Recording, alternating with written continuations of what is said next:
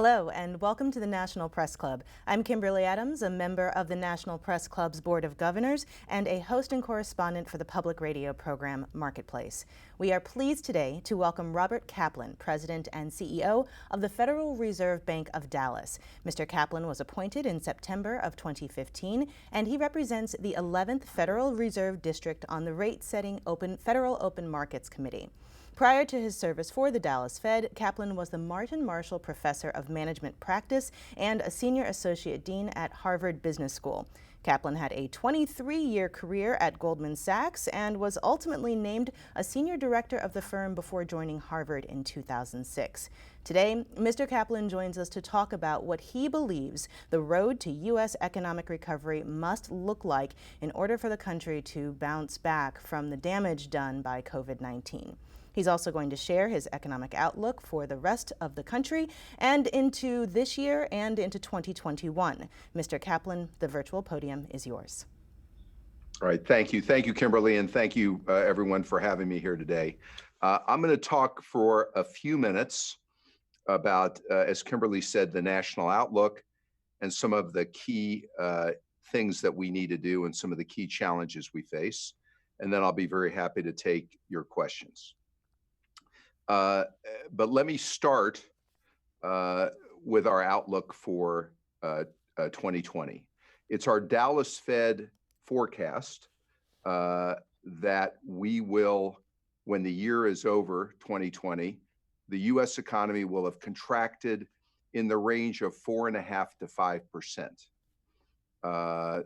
That includes an assumption that in the second quarter of 2020, we likely contracted on an annualized basis about 35%. And when I say annualized, basically multiply by 4. And then it is our judgment that we will grow in the third quarter as well as the fourth quarter. The issue will be how fast, but even with that rebound, it is our judgment that we'll still wind up contracting between 4.5% and 5%. Along with that, it would be our best judgment that we'll have an unemployment rate somewhere between 9% and 10%. As we look ahead to 2021, then we would expect to have above average rate of growth in excess of 3.5%. But even with that, when we get to the end of 2021, we'll likely have an employment rate somewhere between 7% and 8%. So that is all very challenging. And while the unemployment rate today is approximately 11%, the other gauge of labor slack that we look at is referred to as U6, which is the unemployed plus discouraged workers plus people who work part-time who would prefer to work full-time. That measure right now is about 18%. So all this is to say that we've got a substantial amount of slack in the economy. We have a substantial amount of unemployment. And we've got a big challenge on how to grind down that unemployment rate to some lower level and rebound from this deep hole that we had in the second quarter. Now, monetary policy has played a key role in this, as well as fiscal policy. At the early stages of this crisis, we worked very hard at the Fed to buy Treasury securities, mortgage-backed securities, and try to make sure there was good liquidity in those markets. In addition, we instituted, with the backing of the Treasury, in conjunction with the Treasury and Congress, a number of so-called 13-3 programs, which were programs aimed at corporate bonds, money markets, municipal bonds, and a whole range of other markets, intending to try to make sure we restored market function. And in addition, we had a number of programs like the PPP program, most recently the Main Street program, which I'll come back and talk more about that, but which were intended to make sure that in addition to stabilizing the financial markets, that we did what we could to try to make sure there was access to credit for small and medium-sized businesses. As a result of these programs, I think market function has dramatically improved. A number of businesses have extended their debt maturities, have issued new debt, and done what they could to improve their liquidity. Substantial number of small businesses access the PPP program. And the Main Street program has been now introduced, although there is not yet substantial take-up in that, and maybe we'll talk more about that in the Q&A. But our purpose was to make sure that the financial markets, in fact, worked and there was access to capital. We think from here, there may be more that the Fed will need to do. And certainly we believe there will be a need for more fiscal policy. In particular, while unemployment benefits may need to be restructured, we think they're going to need to be continued with this high level of unemployment, maybe in a different form. I know the $600 will be re-examined, but in some form they'll need to be continued. And in addition, another key aspect of fiscal policy we think would likely be appropriate to aid to state and local governments and municipalities who, without some additional support, will need to cut back and actually do layoffs at a time where we're trying to grow the economy and reduce the unemployment rate. Having said all that, I've been very vocal for the last number of weeks that the forefront of economic policy in the United States at this point is likely healthcare related. And while fiscal and monetary policy have a key role to play, there's no question, based on conversations I've had extensively with epidemiologists and infectious disease experts throughout the United States, that if all of us wore a mask, we would likely substantially mute the transmission of this disease, and that would translate into us growing faster. We would have higher GDP from here, and we would have a lower unemployment rate. At this stage in this crisis, the resurgence of the virus and how well we contain the virus is likely going to be at the forefront and the most critical aspect of how fast consumers are willing to re-engage in a whole range of activities, and in turn will determine how fast we grow. And so far, the following of healthcare protocols, wearing masks, extensive testing, ability to do contact tracing, has been uneven throughout the United States. And so I think part of my job is to say the Fed will stand ready on the one hand to do more, and we have the capacity to do more, and there'll be a need for more fiscal policy. But I think at this stage, the forefront of economic policy in the United States and the key determinant at this stage of how fast we're going to grow from here is going to be how well we follow these healthcare protocols. And with those introductory comments, I think I'll stop there and go back to Kimberly, and then I'd be ready to take a number of questions from the audience. Thank you so much, Mr. Kaplan. I am going to get going on the Q&A, and I'd like to take a moment to remind our viewers that they can submit questions as well. You can join the conversation by sending an email to headliners@press.org. That's headliners@press.org. Mr. Kaplan, I'd like to start with your point that you just made about universal masking. This is something that healthcare officials have been asking for some time, that many other leaders have been calling for. What difference does it make when you, in your role, even the people at Goldman Sachs, are calling for something like this? Well, for my purpose, at points, sometimes in the national dialogue, I have heard at times there was some tension between following the healthcare protocols and reopening the economy and growing faster. And what I think it's very important for me to say in my job is I don't see a tension between those two. What I'm saying, the critical path on reopening and growing faster is to follow those healthcare protocols. Epidemiologists I've talked to feel that people would be much more likely to be able to go back into stores, to get on airplanes, to engage in going to restaurants, to engage in leisure and other activities if we had more widespread wearing of masks, because they're convinced that that will substantially mute the transmission of the disease. If we don't do those things, it will be more likely that we'll have to slow the rate of reopening, limit the capacity of things like restaurants, which is now happening, and we'll have greater transmission of the disease. So my purpose, and I think part of my job, is to call out there's a direct connection between growing faster and following these protocols. It's critical, and I think for me as a monetary policymaker, it's important that I call that out. If we don't do a good job at those things, we'll need more monetary and fiscal policy. They won't be as effective as following those healthcare protocols. And I've said many times, why not follow these policies and have more discipline? And it would be better if we could refrain from having to do substantially more monetary and fiscal policy. And I think that's possible if we follow these protocols. And I think it's critical that I call that out.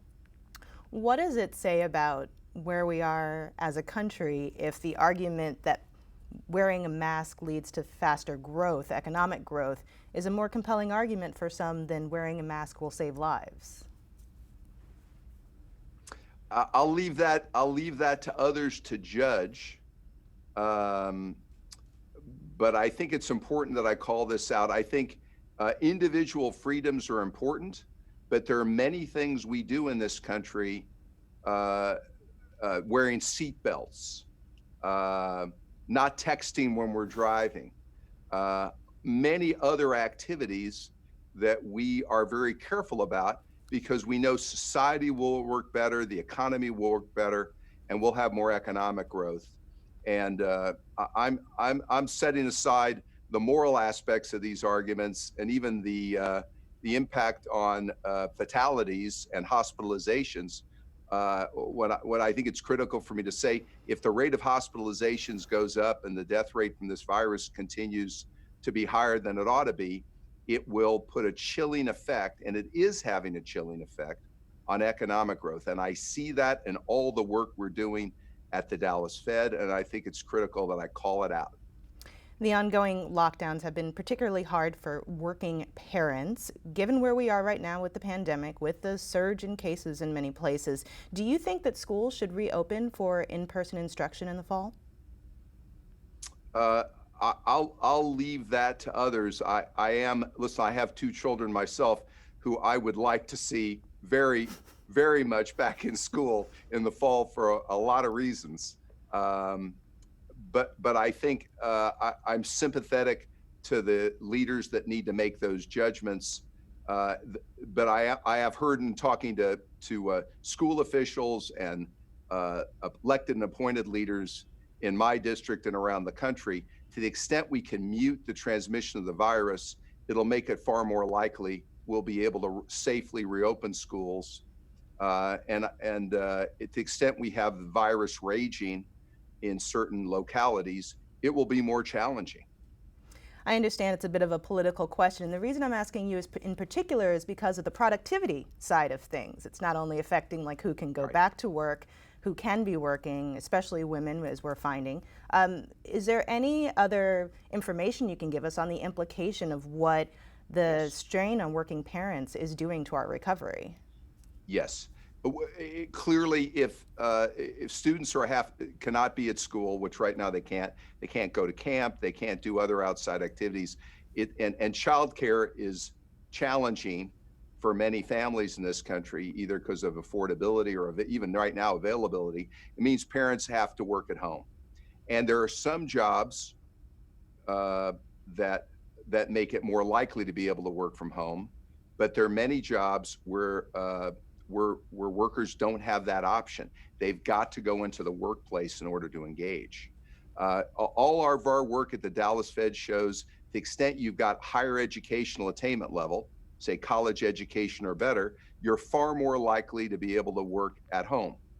To the extent you have a high school education or less, you're engaged in the service sector. It is very difficult for you to productively do your job from home. You may not have that option at all. You've got to go back into work physically in order to do your job. If your kids are not in school, that is much harder to do. And what it means, Kimberly, is we'll have lower GDP, lower growth, higher unemployment if we're not able to get the kids back into school. We have some questions here from Mark Hamrick, who's the former president of the Press Club and is currently a senior economic analyst and the Washington bureau chief at Bankrate.com. He says, first, a shout out to my fellow Jayhawk, Mr. Kaplan. I will take issue with that as someone who went to Mizzou, but we're moving on from there. Question number one, do you have any thoughts about what the most effective forms of fiscal stimulus look like during this time as Congress considers what to do next? Yes, and I'll give a shout out back to a fellow Jayhawk. In terms of fiscal stimulus, as I mentioned, the two things that I think are our highest priorities right now based on our work are, again, extension of unemployment benefits. But I understand that the current program is being discussed, is likely needs to be restructured, probably to create more incentives for people to get back to work. But having said that, the program likely needs to be extended. And then again, I mentioned another thing we're seeing broadly is while municipalities are able to borrow, it's that borrowing is not going to replace the fiscal hole they had from lack of tax revenues. Most municipalities, states, cities, others need to balance their budget. They're going to need to cut back and lay off. And again, at a time where we're talking about reopening schools and there's more burden falling on local states and municipalities, hospital services and others, I think some fiscal policy, fiscal measures to deal with that loss of revenue so that these municipalities don't need to cut back. That's another thing that comes to mind. Longer run, beyond this crisis, I could see where there's likely to need to be a discussion of infrastructure spending and other programs, but I think that's further down the road. But I'm sensitive to those first two I mentioned now, particularly as we're in the midst of trying to get this virus under control. Mark also asks, do you believe there will be long-term negative impacts to commercial real estate if firms and employees learn that working from home can be just as effective for certain kinds of businesses? Yeah, so we're watching that very carefully, and we're already seeing lots of companies that I'm talking to are now questioning. They're questioning everything. How many employees will they need? What will be the disposition of those employees? How much can they use technology? Maybe more than before. And yeah, how much space do they need? And some have come to the conclusion they're going to want to get back to the office. They may even need more space because of social distancing. Others are thinking they need less of a footprint. That's on the commercial side. We're seeing a very substantial impact on retail real estate, malls, and either enclosed or freestanding. And I would think there's going to be an entire, many implications for restructuring of that industry, as well as for residential real estate. But back to where we started, I think it's a little too soon to say for many businesses. And what goes with that, how much will people travel? How much will they stay in hotels? My own guess is, as we get beyond this pandemic, people will get back to traveling. They'll realize the benefits of having people together physically. But I think on the margin, they're going to be a lot more receptive to doing things remotely than they were before. And yeah, that'll have an effect on real estate, and it'll have effect on travel to some extent, and also on lodging that goes along with travel. And the last one from Mark, which a bit more regional. Texas has seen an increased diversification beyond its traditional reliance on the oil industry compared to a few decades ago. What impacts do you see longer term for your region and our nation if green energy continues to grow and if the marketplace embraces electric vehicles? Okay. So to Mark's point, as opposed to 30 years ago, today, the energy business as a percentage of GDP for the state of Texas is probably right now, as we sit here today, between 8 and 9%, much lower than it was in previous decades, but still significant. I think most people I talk to in the energy business believe that there's going to be substantial growth in alternatives, very substantial. And our research at the Dallas Fed is consistent with that. But we believe at the Dallas Fed, even with substantial growth in alternatives, you're going to have some reliance on fossil fuels, substantial reliance for the next 25 to 50 years. We're right now in this year, U.S. production is likely to go from about 12.8 million barrels a day at the end of last year to about 10.8 million barrels a day by the end of this year. So we're going to have a decline. Many wells are being shut in. Many of those will come back online before the year's over, but the decline curve on shale is so rapid, we're not going to drill enough to make up for that decline. CapEx is going to be down 50%. From here, we think we're going to see in the future substantial growth in wind, solar. Texas, by the way, has got very substantial deployment of wind power and other alternatives. But I think even with that very aggressive growth, and even with the growth in the electric car and other modes, we think you're going to still see the world be reliant on energy. And our guess is that what you're going to see is U.S. production may not decline a lot from 10.8 million barrels a day, but it probably will grow very slowly as new demand is filled by other alternatives. But there'll still be a key role for fossil fuels. Thank you for that. You spoke a couple of weeks ago with my marketplace colleague, David Brancaccio, and at that point you said you thought the economy had pretty much hit bottom, and now we're breaking records for new cases every day. Do you still think that we've already seen the worst of the economic fallout from the pandemic? It depends on how the virus unfolds from here. What our work at the Dallas Fed suggested is that the economy did bottom in April. We started to grow again toward the end of April and certainly into May. That was reflected in the jobs numbers we saw, the jobs surprise. The PPP probably was one of the big elements of that, where many businesses, small businesses, brought people back, wanted the PPP loan to be forgiven, and we saw that in the May employment numbers. The issue was we were hoping for meaningful double-digit growth in the third and fourth quarter, and I think we were seeing it until, say, the second week in June. What we're seeing from all our work with high-frequency data and other lots of conversations we're having with businesses, I think growth is slowing. And so I guess to answer your question, I don't think we're going to go back. I think it's unlikely we're going to go back to where we were in early April. The issue is how fast are we going to grow out of this big decline we had in the second quarter?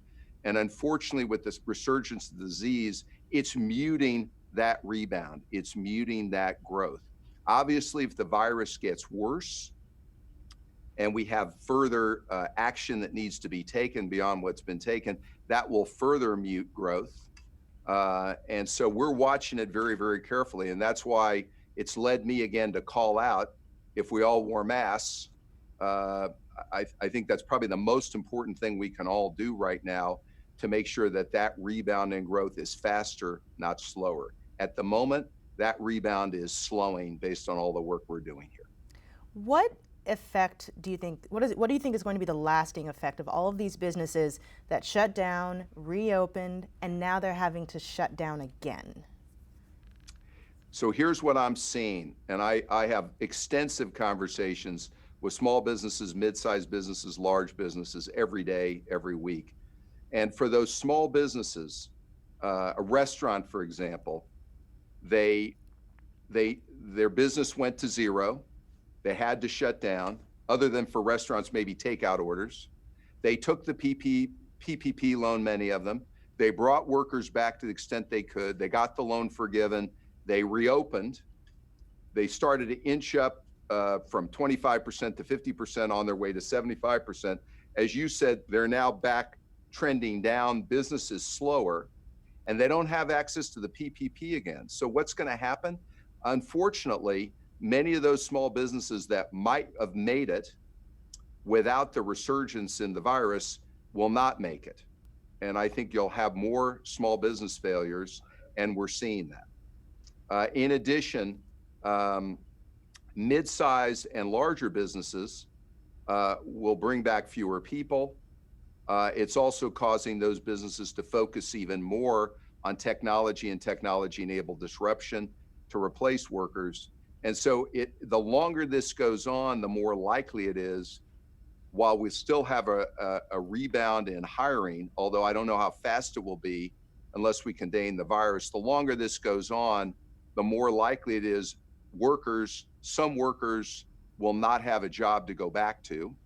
They may not have an industry to go back to, and many of those workers are going to need to be retrained and get their skills retooled to find another job in another industry. And unfortunately, that process takes time. So I think the longer this goes on, the harder it's going to be, or the slower it's going to be, to drive down the unemployment rate. And that's what I'm seeing right now, and that's what I'm very concerned about. You and your colleagues at the Fed have said you all will basically do what you have to do to support the markets and support the economy. So I'll take this moment to get your thoughts on modern monetary theory, because this is an idea that was really dismissed by many people when it first started bubbling up in the conversation, and now we're living a real life experiment. Has your thinking changed on this at all as we go through this? Not really. And so, you're right to say, if you'd asked me about it 6 months ago, or even 4 months ago, the thought of running much more aggressive deficits to fund spending with the thought that there wouldn't be consequences, I was a skeptic and still am a skeptic about that. I think there's a reckoning that comes with running higher deficits. It's not free. Having said that, we're in the midst of that experiment, whether we like it or not. We have dramatically increased the national debt. We'll have larger deficits. The Fed has increased the size of its balance sheet, and there will be ramifications and we're working on trying to understand them. Ramifications for the dollar. The dollar is the world's reserve currency, and other implications that we're going to learn about as we go. My only view is, now that we're in the middle of it, I would like to see us take actions that limit, to the extent possible, how much more debt we need to incur and how much more monetary policy we need. And that's why when I compare more monetary policy, more fiscal policy, with more adherence and discipline on following the healthcare protocols, I would far rather, and it's much more inexpensive for the country to follow the healthcare protocols, they engage in more deficit spending and monetary policy to deal with the slow growth that we're facing and high unemployment rate. But right now we're in the middle of it, and you're right, we're doing a real-time experiment, and we're going to learn real-time about the implications of it. Staying with the monetary policy for a bit longer, you said on Fox Business a few days ago that you and your colleagues at the Fed have to be mindful of any distortions your actions might be causing in the markets. Lots of people have been talking about this increase in trading, pumping so much liquidity in. What distortions are you seeing in real time, and do you need to do anything to mitigate those? Well, a couple of things. We, through our announcement of our 13.3 programs, what's an example? On corporate bonds, by not only buying corporate bonds and buying corporate bonds as indexes, buying high yield bonds, it has somewhat muted the widening of credit spreads. I think those actions on corporate bonds, for example, have been necessary in light of the crisis that we're in. But I do think we need to be mindful as we work through this crisis, and hopefully we get the disease under control and we get to more stability. I think it's very important that the market pricing signals accurately reflect the risk. And if you don't have that, you can have distortions, which may cause people to take more risks than they should, may cause people to leverage more than they should otherwise, and I think may ultimately increase the fragility of the financial system. So while in a crisis, you want to do what we can at the Fed to make sure that the Treasury market, mortgage-backed securities markets work well, and there's good liquidity, and the financial markets work well. I think I'm always cognizant that we're going to have to watch very carefully how we emerge from this crisis, because there's a point at which we need to let some of those programs sunset and show restraint and let normal market function take over and wean off some of these programs. And I think we'll be healthier for it if we do that. But those are tough judgments to make, but they're judgments we're going to need to make. What do you think of the argument some have made that we're no longer in a free market? I don't think we're at that point, but I think some people have been frustrated when they look at credit spreads, for example. They in their view, they don't accurately reflect the risk, or they look at risk assets generally, and they say, boy, these risk asset levels seem elevated. I think, unfortunately, some of those issues come along with being in the middle of a historic decline in GDP and historic rise in unemployment and loss of jobs. So I think a number of those actions were necessary. The key is what we do from here. How long does this need to go on for? Because I do believe, for those who say that, I am a believer that we will need to get back to more unaided market function without as much intervention from the Fed. We're just not at that point yet, but I think it's wise for us to be telegraphing. As the economy improves, we will be appropriately showing restraint and pulling back some of these programs. And it's just a question of when and what way is that most appropriate. But I think it's important to telegraph that we intend to do that. You say when the economy improves, there seem to be sort of two different economies happening at the given moment. There's what's happening in the markets, and then there's what's happening in people's lives. And Right. Do you think that your actions are exacerbating the gap between the markets and people's real lived economies? So I would say the difference between the regular economy and the markets, the regular economy is what's going on right now. The stock market, for example, is a discounting mechanism that has the ability to look at a year, 2 years, 3 years, and into the future and discount those results forward. And I'll leave this to market commentators. I used to be in the business, in the markets my entire adult life, but I'll be careful on commenting too much on the markets. But I would say what I'm seeing is financial market participants are looking out ahead a year, 2 years, 3 years, and they're looking beyond the time, and they're looking to a time when the virus has receded, either because of management of it or because of a vaccine. And I think that's the disconnect you're seeing between the markets and the economy. In my experience, normally if you see that kind of disconnect, it doesn't go on indefinitely. It normally will get reconciled, and this will too. And I think you'll see the performance of the economy and the performance of the markets converge. And I'm expecting that, and I think you're already in some cases starting to see it. Black and Hispanic people are clearly feeling the worst of the health and economic consequences of this. We were just talking about sort of these disparate differences merging together. The fact that these groups are feeling this so unequally, what does that mean for what the recovery looks like? I think it's a real problem, and that before this crisis, we had over the last couple of years made good progress in narrowing the gap between Black and Hispanic unemployment and the overall rate of unemployment. Uh, the unemployment rate for women with less than a high school degree or less, that had improved. A lot of these underrepresented groups, their participation rate and their unemployment rate had improved. We've now unfortunately, that a lot of that progress has been reversed in the last 3 months. And we've seen that this pandemic has disproportionately affected Blacks and Hispanics, but it's also disproportionately affected those with lower levels of educational attainment, people who don't have the option to work remotely.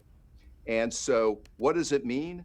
It means if we don't address those issues, we're going to have slower labor force growth and lower productivity. And I talked a lot before this crisis about the need to improve early childhood literacy, educational attainment, skills training, particularly as it relates to Blacks and Hispanics and those with a high school education and families with a high school education or lower. If we improve educational attainment and skills training for those groups, we'll have faster labor force growth and we'll have faster GDP growth and better productivity. GDP is made up of growth in the workforce and growth in productivity, and we need those groups to do better if we're going to grow faster and drive down the rate of unemployment. So this, I think, is a big challenge for us, and I think it's a challenge for us now, and in particular on beefing up skills training now to help people who have lost their jobs to get back into the workforce. It's critical, or we're going to grow more slowly and we're going to have a higher unemployment rate. And I think that's bad for all of us. Skills training, super important. You've also said that systemic racism is, in effect, a big weight on the economy. And there seems to be something of a reckoning happening in many workplaces. I'm talking to you from the National Press Club. We've had a lot of these situations in media where there have been people pushed out of their jobs for history of racial discrimination. It's happening in corporate America as well. What do you think of this moment of reckoning regarding systemic racism in workplaces, and what role do you think these sort of bottom-up efforts have to play in rectifying it? So in my public comments, I've been asked a lot about systemic racism. I haven't been quick to use that term. I've talked a lot instead more positively about inclusion, in that I find sometimes using the term systemic racism can have a chilling effect on all the parties that we need to get together to address the impact of it. I don't doubt that there is systemic racism in the economy and out there, but I haven't been quick to accuse anyone of that. What I have said is that I think it's critical that we connect and realize that a more inclusive economy where Blacks and Hispanics can do better, and we close the gap between the unemployment rate and opportunities and educational attainment for Blacks and Hispanics and the rest of the population, is an economy where we'll grow the labor force faster, we'll improve productivity, and we'll grow the whole economy faster. And so I think it's critical that we do this, and it is an urgent challenge now. Some of these issues may be due to, yes, people's practices, but others may be due to blind spots and allowing some of these problems to fester, particularly, again, early childhood literacy, allowing educational attainment rates to lag. We've got to address those things now and connect it with faster economic growth. It is clear to me it is connected with growing faster. But specifically, if we are going to address inclusiveness then, and a more inclusive economy, what role do you think this sort of individual level of accountability in workplaces across the country plays into that? High, and it's the role of all of us, including me.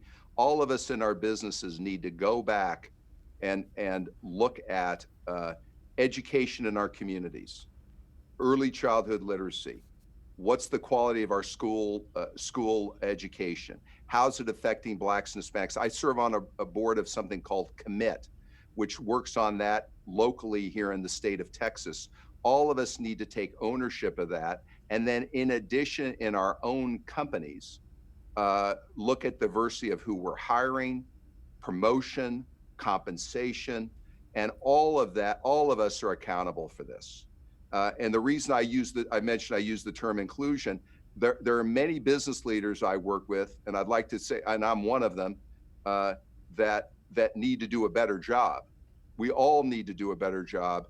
It's not necessarily because some of these business leaders are even aware or were overtly aware that of this happening. But I think this moment is an excellent opportunity for all of us to go back and re-review and be more aware of how we're falling down on this and how we could do better. And again, connect it with improving our local economies and making this a better country. Back to looking at the local economies, many places the sort of state and local jobs are a big part of what keeps that local economy going. And you talked earlier about the hit to state and local budgets and what the Fed has been doing to support those. Can you give me a little bit more of an outlook of what you see ahead for state and local budgets in this pandemic and what it's going to mean for the recovery? Yeah, right now I see it's a problem, and that every mayor, local leader, state leader I talk to tells me that if there is not fiscal relief in the form of grants, not more loans, but grants, they're going to need to cut back. They're going to need to make cutbacks in terms of people. Secondly, on the school side and on healthcare, states and municipalities are being called on to do more. We've got the issue we just talked about with more people out of work, stresses in local communities, the need to do a good job in our local communities, and all that's stressed by lack of budget availability. And so unless we address this, I think we're going to grow more slowly, and this recovery is going to be more challenging. You mentioned earlier in your comments that there wasn't necessarily a lot of pickup just yet in the Main Street lending facility. Why do you think that is? So the challenge is this, in creating this program. We'd already done the PPP for small businesses, and that was a loan to grant program. That, in other words, you could get your loan forgiven. On the Main Street program, that is just purely a loan program. Most businesses that I talk with at the outset of this crisis immediately went to their banks to try to get loan and get as much liquidity as they could. And for those who could, they did. The issue with the Main Street program, in addition, is because it's taxpayer money and it's a loan program, there are credit conditions, multiples of EBITDA, other credit conditions that have to be met if you're going to be eligible for the loan and for a bank to be willing to make that loan. So the intersection of those who haven't already got loans from the banks and who still need one versus their credit quality is good enough that they meet the tests of the program, and the banks are willing, who have to hold 5% of the loan, are willing to make the loan. The intersection of that is probably somewhat smaller than people would have liked to see.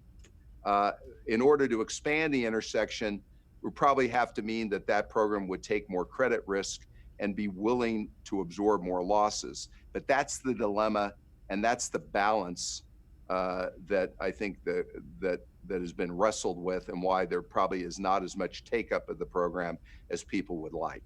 So what's the fix for that?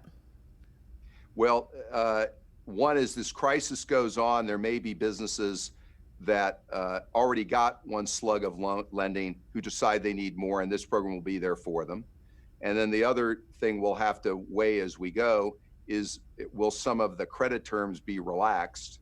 But this is a judgment. It's not for the Fed to make, by the way. The Fed doesn't get to decide how much losses the taxpayer is willing to take. It's really a judgment for the Treasury and for Congress. But that would be the other thing that could be done, is relax the credit terms. But in doing that, recognize there will be more losses to the program. And I understand why those are tough judgments to make, but that would be a couple things that could happen that would get more take up. We have a question from Donna Linewan Laguerre. There's a lot of uncertainty in the economy, in the job market. What would you say to the average American, not the corporate CEO, about how to manage right now? How to think about retirement? How to think about saving for the future? So, and I spend most weeks talking to lots of people and take a lot of phone calls or people who are worried about their careers and their jobs, who have lost their job. If you've lost your job, make sure you're aware of the unemployment benefits and other benefits that are available to you for you to get. If you're and I've talked to a number of people, if you're a younger person who's still in school, make sure that you're working on improving your education, your educational attainment, and what jobs are out there, so your skill set is going to address the opportunities. For many of my conversations are with local officials, heads of junior colleges, local businesses, and local leaders, where we're talking about beefing up as much as possible skill training programs, which, by the way, because of the pandemic, people can't do in person, they have to do remotely. But we're involved in lots of conversations, and my advice is that money is well spent money, and we need to beef up those programs.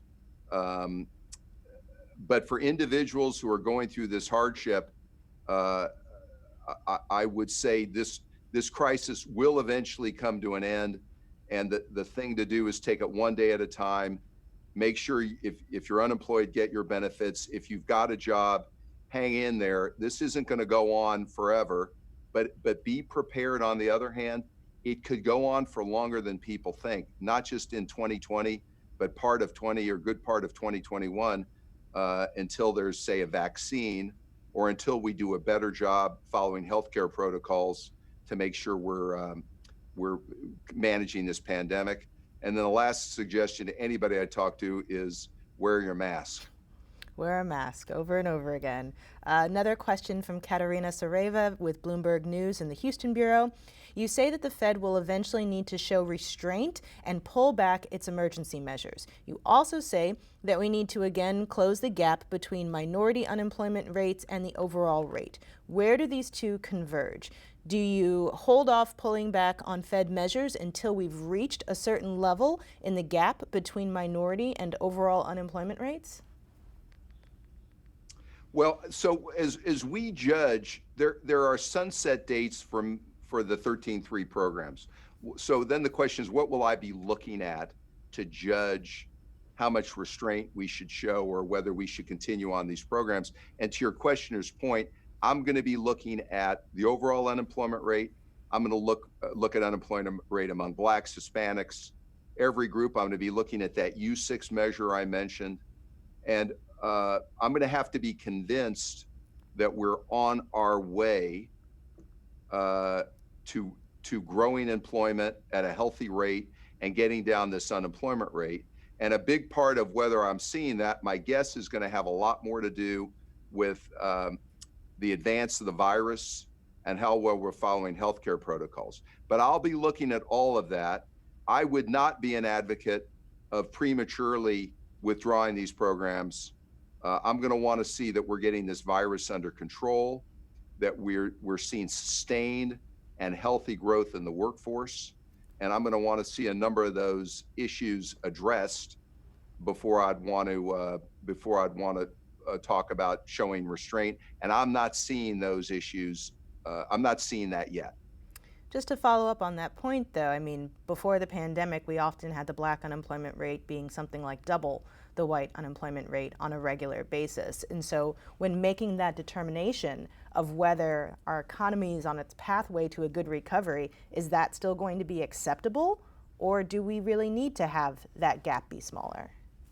I think we're going to need to have that gap be smaller. And it's gapped out right now. I want to see forward progress, and I want to have confidence that we're growing fast enough and we're making enough progress that we're seeing not only that gap get smaller, but I want to see better visibility that it's going to continue to get smaller and improve. And as I said, I'm not seeing that yet, but at a certain point, I'm hopeful we will see it. But I think part of seeing that gap get smaller is going to be much better performance in managing the virus. Are there any metrics attached to how you're going to make that determination, and are your Fed colleagues on board with that? I think at the Dallas Fed, but I think across the system, we've been watching very carefully the unemployment rate and participation rates of underrepresented groups. And so, yeah, we have a number of metrics that we watch and have spent a lot of time in the community talking to contacts. And so, yeah, there are a whole range of variables, and it ultimately comes down to judgment. But yes, I think there's good consensus within the Fed that these underrepresented groups, we need to see improvement. And the mark of a healthy economy will be seeing improvement in a lot of these measures related to underperformance of underrepresented groups. Mark Hamrick just loves you to death, so he has a couple more questions for you. In the past, the approach of a general election might have been seen as the principal source of uncertainty for the economy. How do you rate this upcoming election as a source of uncertainty this year? Does it even rate with the economic cycle and COVID-19 being so impactful? So it's not surprising you're going to hear me not comment at all on politics or the election. I would say for me right now, consistent with my other comments, the path of the virus and how well we're managing hospitalizations, incidence of the virus, and muting its transmission overshadows a number of other issues we'd be normally thinking more about. For me, the forefront of economic policy right now and economic uncertainty has to do with the virus and how well we're doing executing healthcare protocols that will allow us to mute the transmission of the virus. That is front and center for me. Mark also asked, you talked about infrastructure spending earlier. Is now an ideal time for the federal government to spend or invest in that area now that interest rates are back to historic lows? Are there particular methods of financing such spending to minimize the impacts on the federal budget? And should it include broadband for rural areas, or is that ideally a function of private investment? So to your point, it's our estimate at the Dallas Fed that the U.S. is approximately $3 trillion underinvested in infrastructure.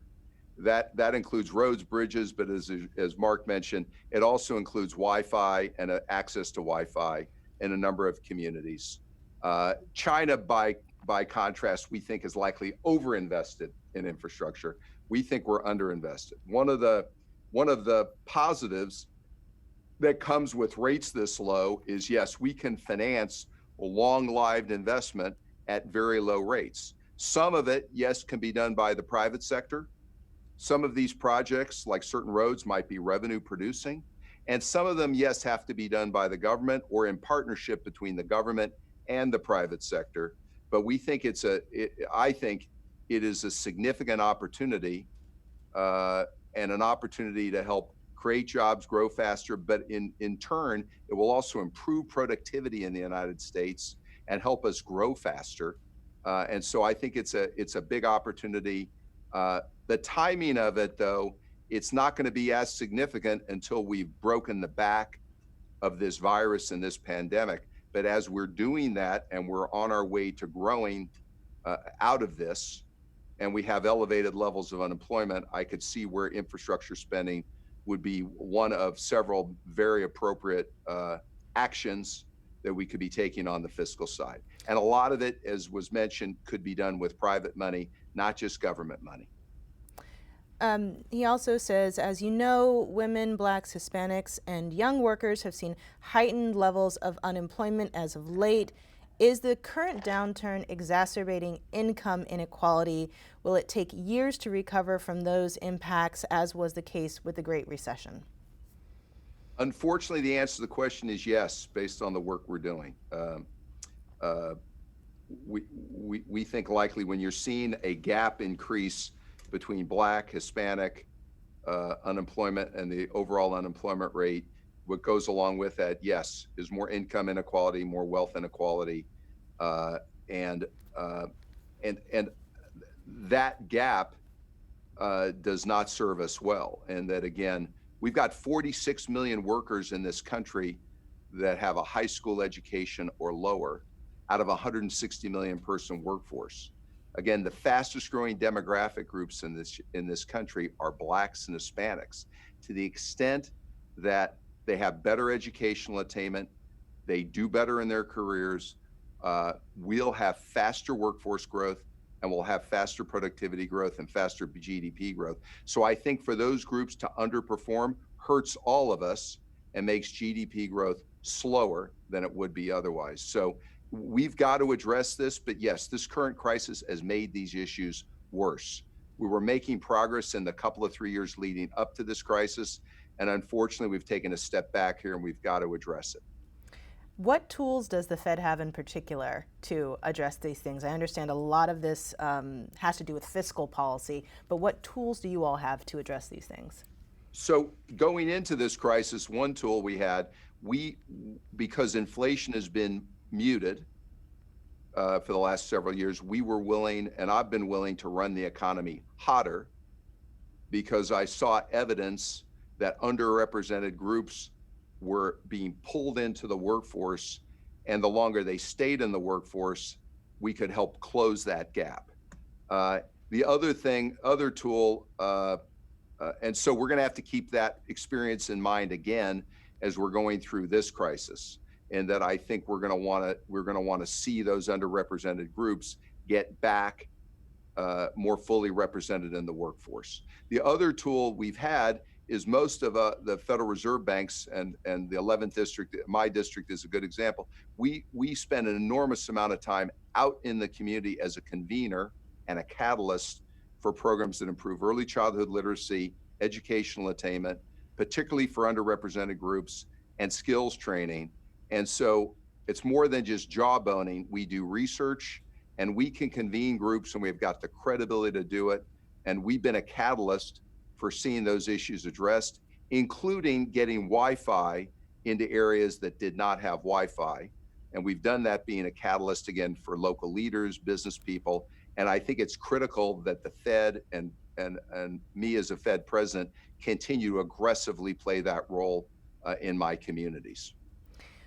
What do you need Congress to do now? I think Congress has done a lot up to now with all the different legislation and programs. But again, I'd go back to what I mentioned earlier. I could see unemployment benefits are going to need to be extended, although I understand likely restructured, maybe to create more incentives to work, but they need to be extended. And I think, again, aid to state and local governments and municipalities that are right now at the forefront of fighting this pandemic.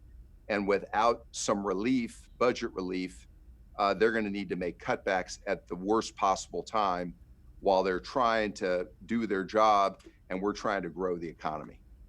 Donna has another question. You've served on the board of Bed Bath & Beyond, which recently announced it's closing most of its brick and mortar stores. That's a story we've heard a lot lately. What do you see as the future of retail, and how will that affect the economy overall? So, for better or worse, there's no question that online retailing has made it harder for brick and mortar retailers to have pricing power and to be able to gain market share. And I would say this crisis has probably accelerated that trend. And meaning a lot of people, maybe including me, would prefer to go into a store or preferred to go in a store, but because of this pandemic, most people who never tried buying things online have now tried it, and many of them have found it works pretty well. And so my guess is this is going to make it more likely that stores, there are going to be fewer retail stores. There's going to be smaller amount of retail space. There will be fewer malls. We are already, in our analysis, overstored in the United States in retail versus most other countries. And so there was going to be a restructuring in any event before this crisis. This is going to accelerate that restructuring and make it more likely that there will be fewer stores, less retail space, and less employment, at least at the retail level, of people who work in stores. And I think that trend will accelerate as a result of this. Well, Mr. Kaplan, thank you so much for joining us today. And thank you to Thanks. all of our viewers for paying attention to this live stream. Mr. Kaplan, next time I hope we can meet in person so we can give you the Press Club mug, which we usually do. But thank you so much for doing this virtual Newsmakers with us, and I hope you have a good and safe rest of your week. All right, thank you, Kimberly, and thanks for having me. And everybody wear a mask. Everybody wear a mask, please.